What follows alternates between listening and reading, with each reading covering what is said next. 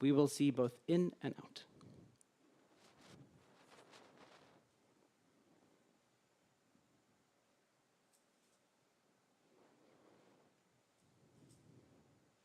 So, what science is neuroscience?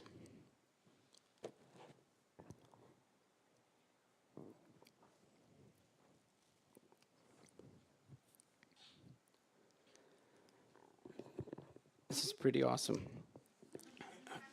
Neuroscience is the science of how biology performs computation.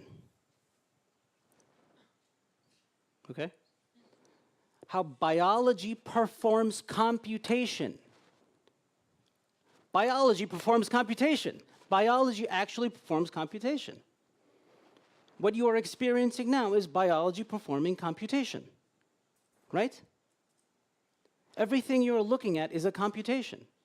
Every color difference you see is a different color because it's telling you about the energy level differences between the colors. That is what color is. Color has no other reality besides that reality. It's except biology is computing the energy differences and interpreting it in this way. Sound, a loud sound and a soft sound, or a shrill sound or a bassy sound are different because of their energy content. Your brain is computing the differences in the energy content in the external reality and providing it to you in this experience of sound. The brain is a computational engine. It's not a computer. It is a computational, one aspect of it is a computational engine. Biology performs computation. Of course it does, right? You know, like take an ant and like play with an ant and put your finger down where it's about to go and see what it does. It will change direction. How is it doing that? It's computing where it's predicting where your finger will land and predicting where it will next not land. And then it will go the direction in which your finger will next not land. That's a computation, right? Every aspect of reality is constantly computing, which is an important concept when we think about it in this age of intense computation. Right? I mean, like, everyone has seen the AI stuff. Everyone realizes how powerful this is, right? So it's quite important now, possibly more important than ever, to understand computation is as meaningfully as possible in order for us to not make mistakes.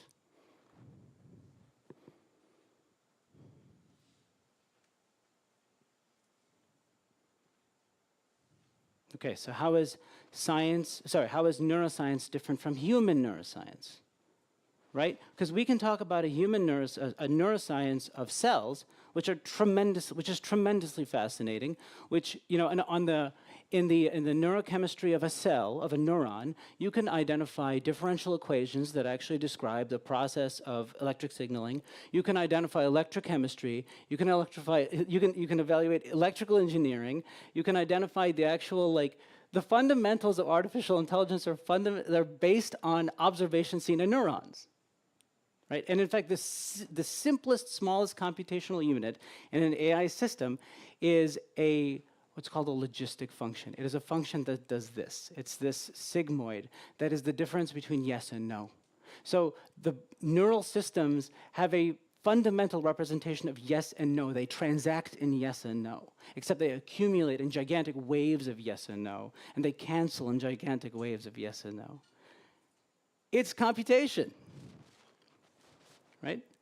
Okay, but human neuroscience is the science of how biology performs observation.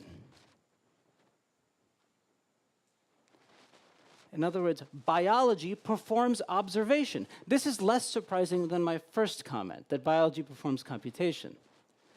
Right? When I say biology performs computation, that seems strange. You don't think of it like that. But when I say biology performs observation, it feels slightly more familiar. Yet it actually should seem more strange. Right? It is actually a more extreme statement to say that a computational system can observe. That's what I'm saying, actually. Right? So biology performs observation as a computational system. Biology performs not just computation, computational observation, right? So it changes your view on computers, does it not? We're talking about biology, and I'm talking about computation, but what you should be thinking maybe is this is changing how I view a computer. Don't take it any further than that. Don't ask questions about consciousness. Don't do that. Just stay with me. But it is important to see the relationship between biology and computation, and then between computation and observation. Okay. So I said it's a sadhana. Science is a kind of yoga. So it should have a dhyana. It's dhyana, which is, in the spirit of vocabulary, sustained observation, is observation of observation by the observer. So the sustained attention of neuroscience is observation of observation by the observer. That's why neuroscience is yogic. Right?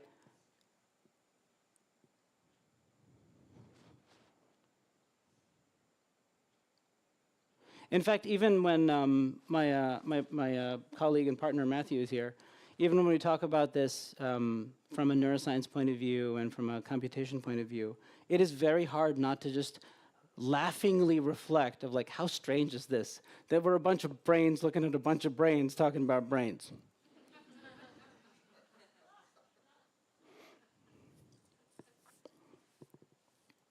One way to think about that is that why? Why is this happening? Why is this necessary?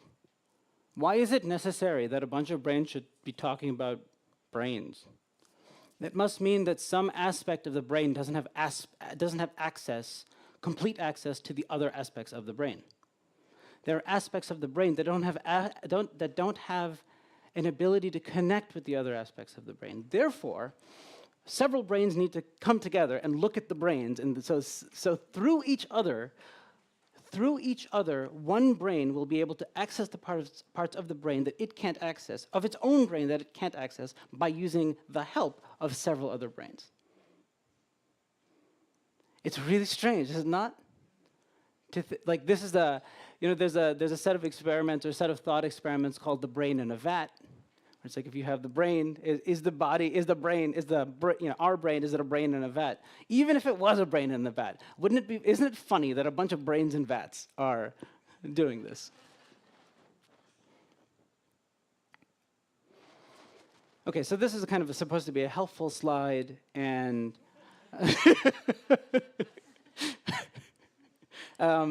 just from a as practitioners, you're thinking about the body all the time, you're thinking about your observations all the time, you're thinking about what is my brain actually doing as I'm doing these things. Definitely 100 years of neuroscience, but more like 40 years of neuroscience has given neuroscience, I would call it, a pretty exquisite view of what the key functions of the brain are and how nuanced they can be. However, ignoring that nuance for a moment, let's just go through a list of some of the major functions so that in your practice, you might reference them a little bit and just kind of get a sense of like, okay, this is an acknowledged, referenced, indexed, boxed, named function. So I can feel good about referring to it when I'm doing a practice.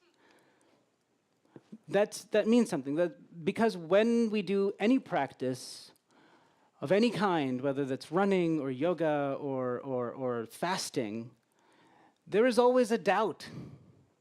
Why am I doing this? What is the function I am performing? Right? And it is just a little bit more helpful when you know what the function it is you're performing. And so you know at least there is a little bit less uncertainty about the validity of the act, so you can perform the act in a less self-full way. And again, that's the value of, in some aspects, trying to contextualize an external reality as an external reality. Because when you do, you can manipulate it. You can see it, and it reduces the anxiety you have about your action such that you can move on and address the next part of the exercise, the next more important part. So essentially, by having a structural view, you progressively reduce a rather destructive anxiety so that you can focus better on the thing. It's like any practice, right? Any practice of yoga. When you're anxious about it or uncertain about it, you don't do well, right? But if you understand more about it, you do better. And that's the only objective. The only objective is to do progressively a little bit better all the time. Okay. So movement has a very, very significant representation in the brain. Movement is broken down into, I'm vastly simplifying this, into two major functions. There's movement planning and there's movement control. Movement planning is a process where, whether you are conscious of it or not, a part of your brain writes a program of how it is to move. And then the program is sent to a nearby part of the brain called motor or movement control that then plays that program out. So that's how the brain performs movement. It writes a script, it sends the script to the actor, and then the actor acts. And this is a very well understood process. Now, what's really interesting is, I'm kind of skipping a little bit, but this is fun, so I'll say it anyway. The perception of agency, I'm not saying true agency, but the perception of agency is in the brain when the expected outcomes match the observed outcomes. When you perceive that your plan is going according to plan, that is what the feeling of will is. When things go badly, you feel out of control and you feel like you don't have agency. The brain works exactly the same way. In fact, that's a silly thing to say because that is the brain acting, right? Right? So the brain's perception of will and agency through movement in its basic form, in its simple form, is the perception that what you intended to happen actually happened. But that happens at an unconscious level. That computation, that comparison is continuously happening at an unconscious level. Am I doing what I intended to do? Am I doing what I intended to do? You don't have to pay attention to it. It is paying attention continuously. When it breaks, it then tells you something's wrong, and then it rises to attention. Okay? Another very important part from a practice point of view is spatial awareness, is to know what's around you. And again, the brain unconsciously computes the map of your locale at any area. So you walk into a room, you see your friends, you see a clock, you see a chair, and you're looking around, you smile, you start talking, you're happy. As you're doing that, your brain is mapping all the surroundings. You are not conscious of it, it's doing that for you. When you have a stroke in this area of the brain, what happens is you have a phenomenon called spatial neglect. So something is happening off in this corner, you can see it somehow, but you actually don't know it's happening.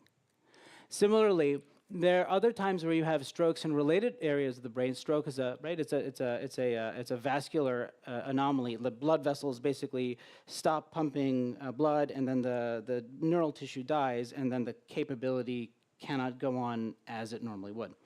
There's another form of that where when you write, as somebody with a stroke in a part of the brain where spatial awareness is dominant, as you write, as you go off into the visual field where that part of spatial awareness is happening, your writing gets super distorted.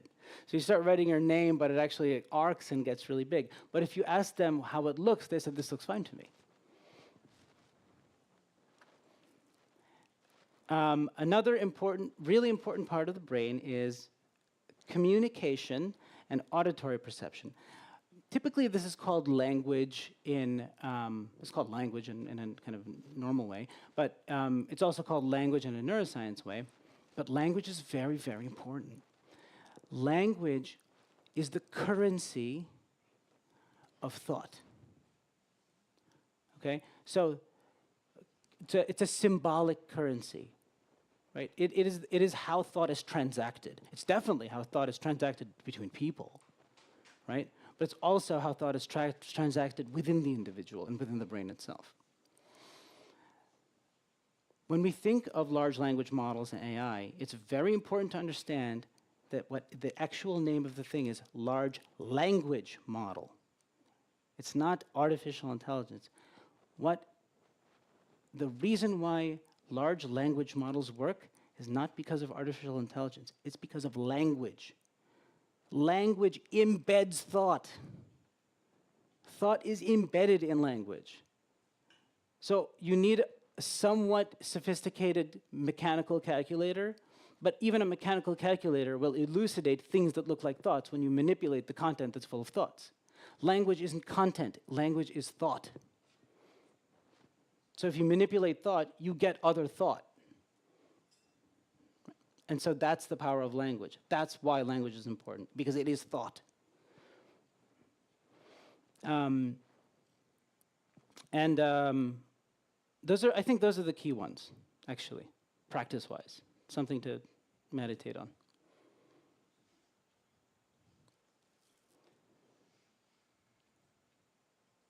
Sorry. Okay, so that's brain as an organ of observation. What's the yoga view? Mind as an instrument of experience, right? Mind as an instrument of experience. And in the Yoga Sutras, antakarana is anta, inside, karana, instrument, inner instrument. And so it is recognized, importantly, it is recognized as an instrument. Had I not said at the beginning that science is based on instruments? And so yogic philosophy calls it right up front. This is an instrument. It is a measurement system. All right, so it's laid out a long time ago. These are not new ideas. Okay, so of these, it has 4 principal actions. Manas, which is perception and intention in an interesting blend. And I think, so this is one of the conversations that we've had over the past several years, like what exactly is the nature of perception and intention? Like how do they blend in a way that makes sense? And that's the reason why that's particularly interesting is because perception is represented in the brain in perceptual areas that are typically not associated with intentionality. It's raw information about the environment and then being processed a certain bit. But intention feels like a very outward, kind of heady, cerebral kind of, I wish to do this. I think what's actually happening in the concept of manas, the thing that they're focusing on, is the thing I said earlier, is the perception of agency and will. Because the perception of agency and will requires the object, it requires the perception, and requires the intention. And only in the interaction of those does the perception of will arise. And so I think that's maybe a better reconciliation of like the neuroscience concepts of manas and maybe the feeling of manas. I don't know. That possibly might work. Buddhi is a somewhat more accessible, but maybe not. It is reason. It's intellect and reason. And I think in this day and age and context, reason makes sense because we know how to use language to craft ideas, and we know how to use mathematics to craft ideas, and they interact in an important way, so it's kind of more tractable. Then there's citta, which is memory or consciousness. And in fact, I think it's conscious memory, and that what the implication is that consciousness requires memory. Consciousness can't happen without memory. That's actually what the implication of, I think, citta is. Which is very important, right? Because when we talk about consciousness, we only talk about this like transient self-experience. We're not talking about the fact that I remember who I am from a few years ago and how much that colors who my actual active experience. And then lastly is ahamkara. that's your sense of I. It's the ego, not in a judgmental way. The ego as an object of the representation of self.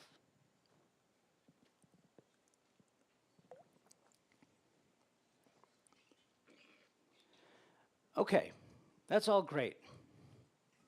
However,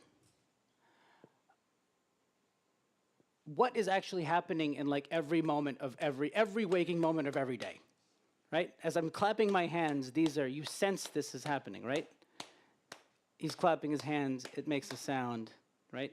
There's finite, small experiences that are happening. And in fact, you might be thinking about lunch, you might be thinking about your family, you might be thinking about what you have to do tomorrow, you're thinking about a million things. All this stuff is happening to you. And in fact, it's happening in waves. It's actually hitting you like a tsunami. Like you are constantly getting inundated by thought after thought, experience after experience, perception after perception, memory. It is unfurling at you.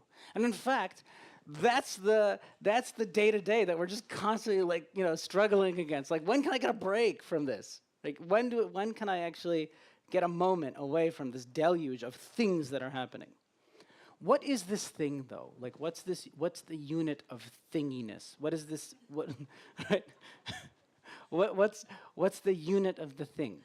Or rather, in a yoga philosophy, what is this called? I mean, it's such a dominant experience. It's the predominant experience. I mean, forget about buddhi and manas and whatever. Like, the actual thing that we're continuously experiencing is this thing. So what is this thing? This thing is called vritti. It's vritti. So that's an important piece of vocabulary. It's arguably an extremely important piece of vocabulary because it is the constant experience. It is one thing after another coming. And vritti has some important properties, I think. So first of all, vritti is described in a really interesting way. It's described as a ripple in a field of experience. It's a ripple, right? So you have a field, okay? You have a field, and then when that field has a disturbance, the disturbance in the field, that's a ripple, it's a disturbance, is the experience of an experience. This is very interesting. If you actually know quantum mechanics, what you know is basically the way universe is mathematically constructed is it's full of fields. And an electron arises or a photon arises as a ripple in that field. It's mathematically described this way. You don't even need words. You do the math and you see that's what's actually happening. So vritti is explained in the same way, right? It is a ripple in a field. For us, it's relevant to know that the ripple in the field of experience, its properties, the fact that we can address it and say, oh, I had that thought, oh, I heard that thing. It's available for reflection, remembering, citta. Recognition, you see it, you can reference it, you can name it. Remembering, you can reflect on it. And articulation, I can say it, I can describe it. So these are very important aspects of vritti. So you see, a vritti is actually quite a loaded thing. It feels like a fleeting moment. It feels like a whisper or something, but it's actually heavy. It has all these properties associated with it. It carries an enormous weight. That's very interesting, because if something carries an enormous weight, it has a big footprint, right? It has a big footprint, which science loves. Science loves big footprints, because that's the thing it can measure. The bigger the footprint, the better, because the bigger the footprint, the more accurate a measure I can make. I'm not good at making measurements of really, really, really, really small things. I'm very good at making measurements of very, very big things. Not extremely big, but middle big, like my size big, like that's what I'm good at.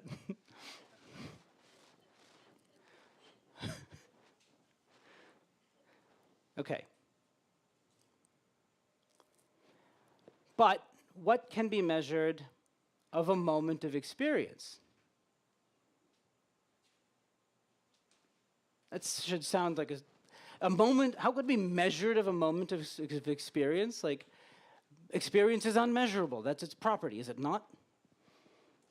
But if experience is happening with a significant contribution of manas, manas is acknowledged to be an instrument, and the instrument's function has a rather large footprint because it has all these properties, it should have a feature of measurability. In other words, experience should have a feature of external measurability, if you measure it in the right way. Okay, so what is it? It's energy. Energy is how you can measure a moment of experience, only because it has such a huge footprint. It is so massive in its impact. Every moment is so massive in its impact. And what is required to facilitate it? I mean, this is not some subtle phenomena. Like, you have a brain which took, as we were talking about at dinner, 1 billion years to create, right? It is not a subtle thing. It is a heavy thing, right? So it requires a great deal. And with such a heavy footprint, even things that are subtle or of a subtle nature start emerging in reality in a way that's, in an external reality that becomes measurable. And so energy is our friend in terms of understanding how these measurements occur. So what are we going to do? We're going to map the energy consumption of the brain in every area of the brain at every measurable moment that we can facilitate.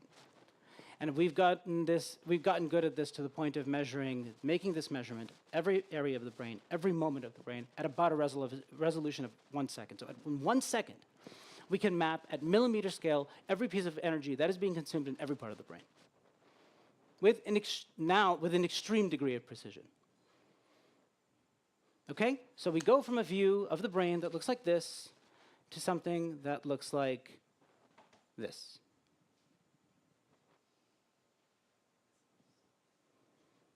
That's what the brain actually looks like. So what are we looking at? So we're looking at microscopic changes in oxygenation in the brain using an MRI, revealing the energetic demands from neural processes. All right, sorry. Run-on sentence, I apologize. Microscopic changes, very, very, very tiny changes in oxygenation that are happening at millimeter scales that are perturbing an external magnetic field just enough to be measured by how radio waves interact with that little millimetric piece of tissue. But it's so effective that we can actually map the metabolic state of the brain at millimeter scale at second resolution for minutes, such that a single scan like this produces, in 10 minutes, I can make 35 million measurements of how much energy demand is happening, covering the entire brain. I can make 90,000 measurements per second on covering the millimetric energy demands in every part of the brain. So we have an instrument. And so we have an instrument that is reflecting, with a good degree of relatability, the operations of vritti. Because the vritti is content. The vritti is loaded with content: a name, a face, a place, a feeling, an intention. All of these are extremely well understood by human neuroscience. We know what they do. We know how their measurement. We know what happens when somebody has a stroke and it goes away. We know what happens when we electrically stimulate somebody in a brain surgery. We know what happens when I prescribe a drug and modulation happens that leads to a meaningful change. Like, we know a lot about the content, the nameable content, the referenceable content of different brain areas. And we know that referenceable content is the essence of a vritti. Or it's not the essence, it is a feature, a prominent feature of a vritti. So therefore, it would follow that what we are seeing, the energetic demands, when conducted at a high level of precision, actually resolve vritti, an aspect, a meaningful and important aspect of vritti. So then what can we do with that? So we also know the 4 operations of the inner instrument, and we also know they roughly correspond to the areas of the brain that we roughly understand in terms of the representations and the experiences that they have. Okay? So what are they? They're the buddhi, discerning intellect; ahamkara, as we said, ego; manas, intentional perception, perception of intention, both; and then chitta, which is conscious memory, right? So these are the 4 things. So by our work, it's 16 to 20 major functional divisions of operation in the brain. I mean, it's many more than that, but they kind of in a very helpful way, they break down into the set of 16. But we're just addressing these 4. All right. So then, what vritti consumes the most time and energy? I actually wanted to make this a question, and I forgot to do the fade-in thing where the appear comes in. I ruined it. It's ahamkara. Yeah, exactly. We know. Duh. Has anyone seen social media? No, but what's interesting is, like I said earlier, the observation of it takes away from the doubt, right? So if one was to doubt whether is it self-representation, right? Is it self-representation, or am I better than that? Am I not susceptible to that? No, I guarantee you are. Like, I mean, so that's the point. Like, I guarantee you that this is the dominant experience that you're dealing with. You do not need any doubt, and in fact, you should not underestimate how powerful it is. That's really what I'm saying. If such a crude measurement can detect the magnitude of its effect with such significance, then surely it is tremendously problematically, potentially problematically effectual. So not only is it like annoying and there, no, you need to take this very seriously. That's the point. You need to take this very seriously. Like, don't just hand wave it. Yeah, we know. No, it's not. It's something deserving of attention and then deserving of further inspection. Okay, so it's so dominant that we actually call it the default. Everyone in human neuroscience just calls it the default. It's called the default mode. And it's also associated with social perception. Okay. But in this way, it's not just representative, not only can we say that it's associated with social perception, we can identify its elements. We can actually break it down further. Okay, so what are they? First of all, we learn that ahamkara involves two forms. There's not one form, there's two forms. The first form is a representation of self that's focused on the self, that is defined by the self. Your memories, your self-image. This is rooted in the part of the brain that's quite evolutionarily old, right? So many animals, cats, dogs, like everybody has this particular configuration with a certain degree of intensity. But there is another variant that occurs in a much more evolutionarily advanced area of the brain, which is the frontal cortex. We know, based on microscopy and looking at different types of species, we know that this part of the brain in the front is much more recent. Last, I don't know, few million years. So in this part of the brain, this is a much more important, it's a much more abstract part of the brain. So in fact, the way the brain is organized is, as you go further forward, the representations of thought and computation become more abstract. So like back here, it's like blue fuzzy thing. Slightly forward is something that's soft. Slightly forward than that is like the thing that's on a bird. Slightly forward than that, it's a feather. Slightly forward with that is it's a bird, right? And so there are further degrees of abstraction. By the time you come to the front of the brain, you are capable of language. You are capable of language, you're capable of communication, you're capable of naming, And so there's a variant of ahamkara that lives in the front of the brain. And in that evolutionarily advanced part of the brain, that ahamkara is a balance of self and other. So there's a representation of ahamkara of the ego that is self, fully self. There's another that is self in relation to the other. These have a degree of separability, actually. It's interesting that we're talking about it as ahamkara. This is very well known in the study of autism. It's very well known in the study of psychopathy, being a psychopath or a sociopath.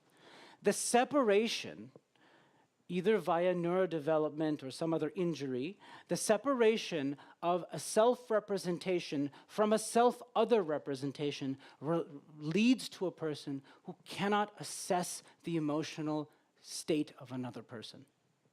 It's only our ability to emotionally relate or understand the state of another person comes from balancing our own self-representation with our assessment, our assumption of what the self-representation of another is. Importantly, in reference to. You truly have no idea who the other person is. I actually have no idea who you are. I never will. I only know myself through the lens of you, right? Your experience is something that I have no idea. I can pretend I know. I don't know. I have no idea. I only am projecting my experience onto you, a fragment of my experience onto you. That's what this is saying. That's what this brain pattern is saying. That's the value of looking at these problems from this perspective, because it adds a very important degree of nuance that has moral and ethical consequences. In addition, the critical component of this circuit is chitta and smriti. This is where chitta also lives. Its dominant contribution is on this representation of the self. Again, duh, right? I mean, like, yes, of course, that's the thing I remember the most. But no, that is the thing you remember the most. Your memory is biased by your self-representation. It is continuously biased by you, right?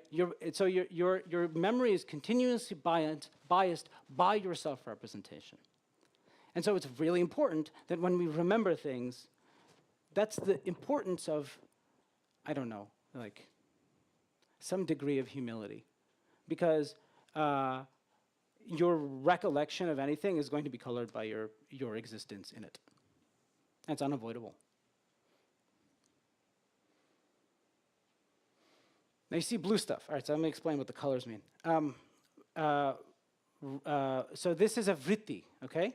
This thing is a vritti. It's a pattern. It's an energetic pattern that emerges in that movie of vritti. It emerges, and then it attenuates. And then it comes back again, and then it attenuates. Except 20, 30 vrittis are operating at the same time. Sometimes 2 come up and they interact, and they descend. Sometimes 3 come up, they interact, and they descend. Sometimes 1 comes up, it forces the other one down. That's how vrittis operate. They operate sometimes independently, sometimes in conjunction, and sometimes in opposition. Okay? And in fact, when we are experiencing thought after thought, and some groups of thought come together, but other groups of thought don't, and when I want to get rid of one thought, I have another thought, what you are doing is you're playing with the mechanics of vritti. You are using one vritti to work against another vritti, or another vritti to work with another vritti. Or you can have 2 vrittis that have nothing to do with each other, simultaneously hanging out together. Okay, so with the dominant vritti that occurs in the inner instrument, which is of ahamkara, something else happens. Another vritti is suppressed almost systematically. Or vice versa, when that other vritti is activated, it suppresses this vritti. That's what the blue means. The blue means here's a region of the brain that is always getting suppressed systematically when this vritti is arising. It's an anti-correlation. Anti. The blue represents the parts of the brain that deal with differentiation. Mismatch and differentiation. The ability to tell 2 things apart. We seek what? Maybe unity, maybe integration, maybe sharing, maybe exchanging, right? It's we idealize, in a sense, coming together. Let's investigate how that operates. It's focusing on that little slide there. And now that white box is where So the vritti of reaction is actually what that is. So there's a vritti of self, a vritti of ahamkara and ego. There is another vritti of reaction. Reaction itself is a vritti.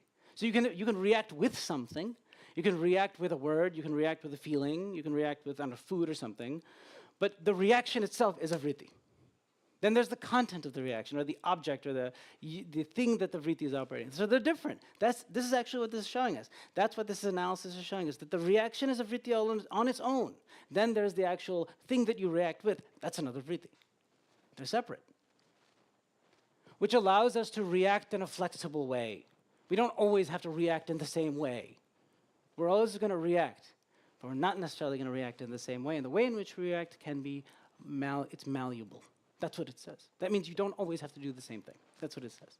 And it gives you proof and a concrete evidence that you don't always have to do the same thing. You can do something else. It's okay. But you also see something else in this picture, which is a bit of a surprise. And it's this pattern up in the, where's my mouse? I don't have a mouse. That's too bad. In the upper right, see that pattern over there? Right in the middle, you have the kind of like this little kind of stacked Matryoshka doll kind of thing. That's the part of the brain that deals with engagement.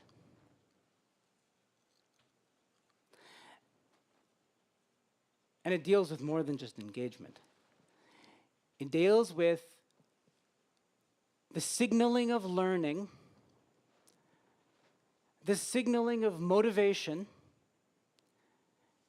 and the signaling of attachment. That's why it's really important. This is the part of the brain that conducts dopaminergic circuitry. And so dopamine is wildly misunderstood, thanks to how media works, and thanks to a language of neuroscience that's rooted in like a time of like intense capitalism affecting how the language of psychology is developed. And so dopamine has been thought of a reward and pleasure and blah, blah, blah, blah, blah. It's wrong. It's wrong. Dopamine is how the brain signals that you have learned something. This is measurably true. I mean, this is very repeatable. When your actions and the outcomes of your actions align with your goals, your brain says, I have learned something. Or rather, when the outcome of a new action manifests in the goals that you intend, your brain says, I have learned something. I'm going to now reinforce the behavior. It's called reinforcement learning. I will reinforce the new action that I did that led to an outcome that I like. What is the experience of that process? It's joy. That's what joy is. That's why learning is joyful. Joy is learning. Learning is joy. That's why it's pleasurable. Pleasure is actually learning.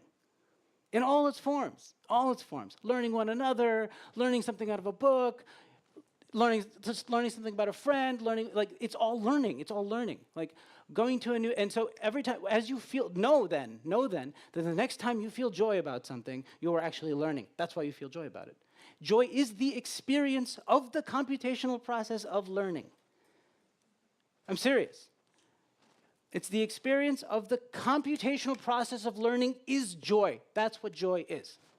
It is not, that's what pleasure is. That is what pleasure is. Okay? Now, there are other forms, right? There's Satchitananda, which is a different thing, right? I'm talking about ordinary joy. Still, that ordinary joy is rather important because it governs a lot of our behavior. But it's really important to understand this. It's really important to accept it. So what happens in addiction and what happens in gambling? Why do people do this? Because you are chemically or computationally interfering with how the brain conducts learning. So when you introduce a chemical that hijacks the brain's learning system, the brain only learns to go after the chemical. When you hijack the brain's learning system with a computation that has strange properties, which is what gambling is, it hijacks the system. That's why addiction and gambling are associated with pleasure. They are hacking the learning system. These are unnatural forms of disturbing the learning system. But the pleasure that is erroneously associated with those behaviors belong in the home of learning.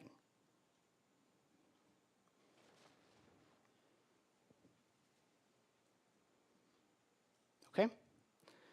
So, what does that do? That allows us to do something that science is also very good at. It's piecing the observations together. Let's stick them all together and see what happens. It's called a model. And so, we see a vritti model. There's a vritti model of specifically self-representation and its reaction in the world. So what we saw from these brain images is that self-representation and reaction are intimately connected. They're centrally connected. I told you that self-representation is the most energetically demanding process in the brain. What is its direct counterpart is reaction. So these things are balancing each other all the time. What you are reacting to is self-representation. Reaction, as we said, reaction, the vritti of reaction is independent from the content of that reaction, right? However, the vritti is consistently associated with self-representation. So we see the evolution of a model where amkara, the sense of the ego, is deeply connected to the sense of self, and the sense of other, and the sense of memory. And then it counterplays against pramana and vipariyana, correct inference and incorrect inference, which is the center of reaction. In reaction, you are continuously balancing your inferences. Am I making the correct inference? Am I making the right inference? And that is actually the trigger of an action. That is the precursor of a physical movement that you will make in reaction to something. And then in all of that balance, we see raga emerge. Raga is engagement and learning and attachment, a mix of good and bad things. It can be good, can be bad, but it is central. Physically, even in central, you see it's the middle of the brain. So what do we learn? We learn that reaction, against is an important word because that's loaded, but you saw it, there is an againstness. Reaction against the experience of self and other, not self or other, self and other, drives attachment. That's the lesson. That's the lesson that the data show.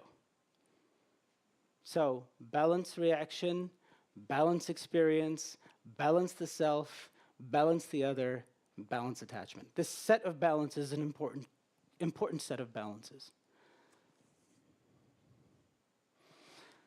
So I kind of wrote these words. I can just end soon, but I guess the point is, if neuroscience and yoga are both valid pursuits, they will converge on the same observations about lived experience and external reality. If they're both valid, this is a scientific idea. If two things are valid, then they both will eventually come to the same conclusion, even if they begin in different places. So, however, the vocabulary that they will speak will be different because the vocabulary is coming from different places. However, if the differences are evaluated lovingly, with bhakti, with devotion, or with just plain love, ordinary with the simple word love, it will eventually reveal a deeper aspect of shared experience. Why is that? By providing mutual verification. That's what's actually doing. It's mutually verifying. And verification is not always the most arousing of ideas, but it's actually the most important because it assures or enhances the truth value of the statement that you are saying, which ultimately lets us, like I said before, in terms of the decisions, the internal decisions we make and how we evaluate our own mental lives and whether we're doing the right thing in a particular discipline or not, this mutual verification of different aspects of different streams of thought, fundamentally, they allow us to move along, carry on, keep doing the thing that is right, so that you can experience the next stage of uncertainty on the path to a realization. So it's not to extinguish uncertainty. Uncertainty will always be there. It is to move along to the next stage of uncertainty and the next stage of uncertainty.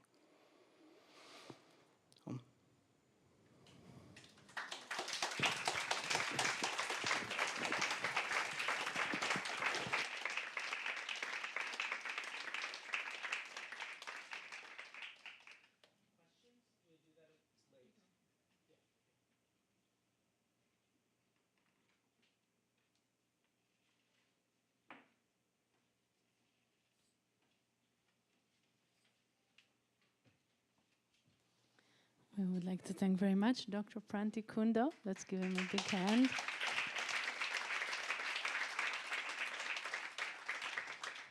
So tomorrow at 12 noon, he will offer a workshop, and the topic is Mind's Evolutionary Journey from Solution to Dissolution. And this is at noon tomorrow. And the location of the workshop is the Garden Platform.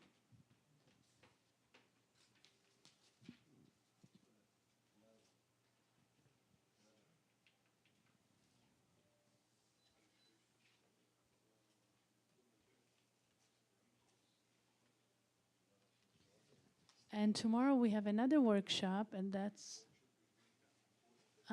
Okay, so the location of both workshops, the noon with Prantik Kundu and the 2 p.m. will be in the Annapurna Devi house tomorrow.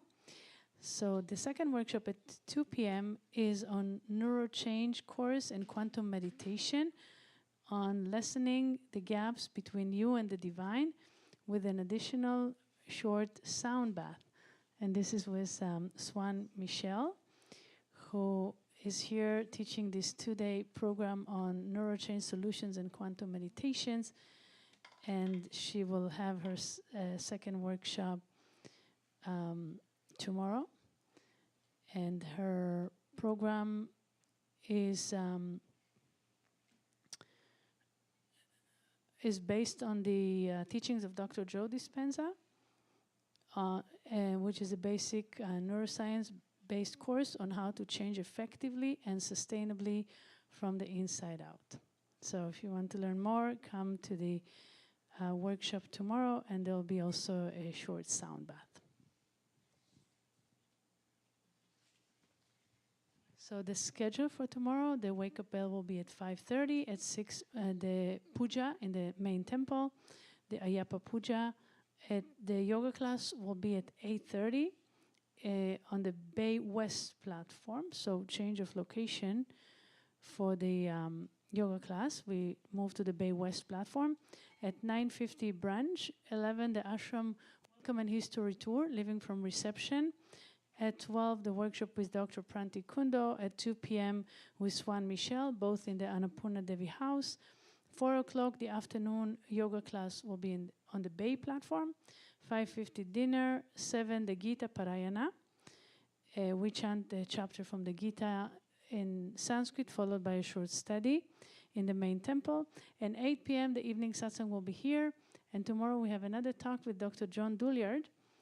I think he spoke before the TTC, so now the TTC will get to hear Dr. John with another lecture on frequency of light and your biological clocks. He's a teacher of Ayurveda and just finished the pulse diagnosis course today and still with us for one more satsang. And we have one more announcement, and that is tomorrow we will be decorating the temple for the big event on Saturday. So if you have a spare moment, you please talk to Bhargavi Chaitanya. We need to do a lot of blowing up balloons and other decorations. So anyone who would like to help, please talk to Bhargavi. Now we're going to conclude with the final prayers and the arati.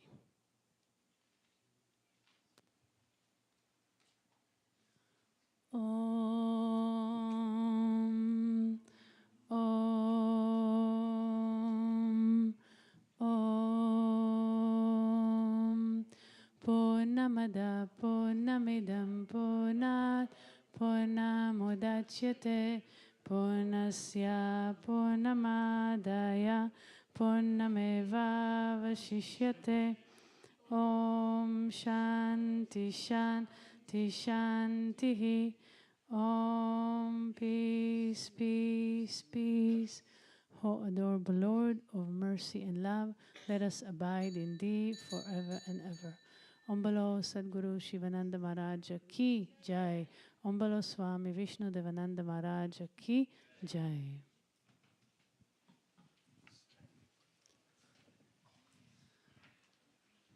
You can follow the mantras of the Arati on page 118. Om Jai Jarati Vinna Vinayaka Vinna Vinayaka Shri Ganesha Jai Jarati Subramanya Subramanya Kartikeya Jai Jarati Venugopala Venugopala Venulola Papa Vidura Navanita Chora Jai Jarati Venkataraman Venkataramana Sangataharana Sitarama Radhishyama Jai Jarati Gauri Manohara Gauri Manohara Bhavani Shankara Samba Sadashiva Uma Maheshwara Jai Jarati Rajya Rajeshwari Rajya Rajeshwari Tripura Sundari Mahalakshmi Mahasaraswati Mahakali Mahashakti Jai Jarati Anjaneya Anjaneya Hanumanta Jarati Dattatreya Dattatreya Trimurti Avatara Jai Jarati Adityaya Adityaya Bhaskaraya Jai Jarati Shanishwaraya Shanishwaraya Bhaskaraya Jai Jarati Shankaracharya Shankaracharya Advaita Gurave Jai Jarati Sadgurunata Sadgurunata Shivananda Jai Jarati Vishnudevananda Vishnudevananda Vishnudevananda Jai Jarati Agastya Munaye Agastya Munaye Shirama Priyaye Jai Jarati Ayyappa Swamiye Ayyappa Swamiye Dharma Shastave Jai Jarati Jesus Gurave Moses Gurave Buddha Gurave Jai Jarati Muhammad Gurave Guru Nana Gurave Samasarevyo Namah Jai Jarati Venugopala Om Natatra Suryo Bhati Nachandatarakam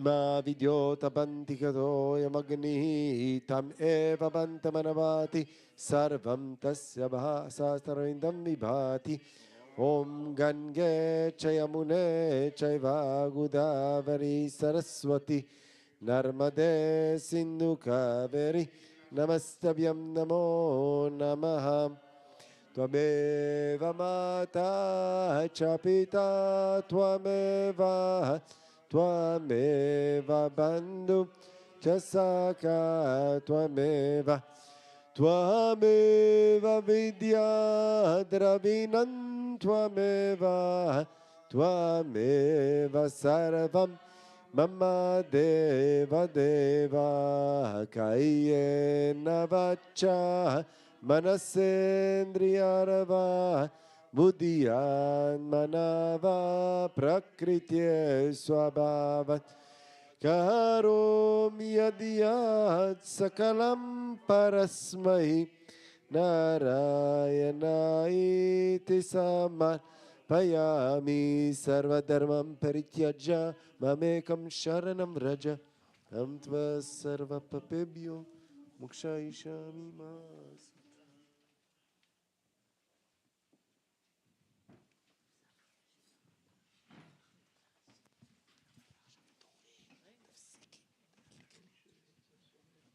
Om Namah Shivaya. We would like to take this opportunity and to bid farewell to Rob and Melissa, who are leaving the ashram tomorrow. Let's give them a big hand.